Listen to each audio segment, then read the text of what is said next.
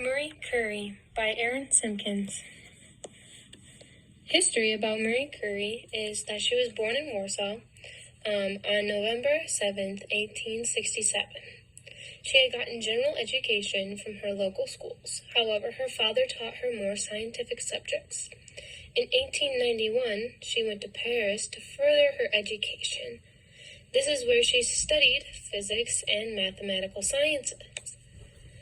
She then ultimately was able to receive her Doctor of Science in 1903.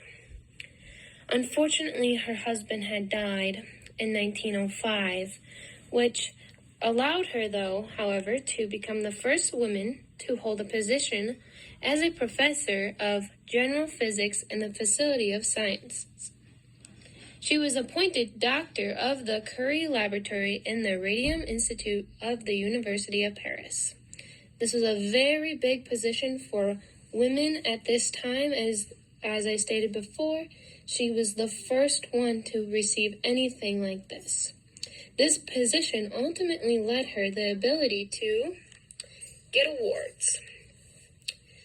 So while her husband was still around, her and her husband ended up working together to win a Nobel Prize in research on the radiation phenomenon.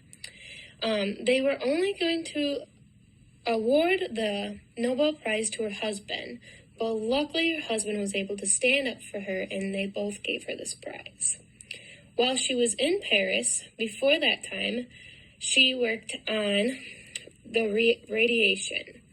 That was her thesis. She discovered in uranium, worked on uranium that Henry Becquerel discovered. She then expanded that research, and her husband discovered that new element that was 400 times more powerful.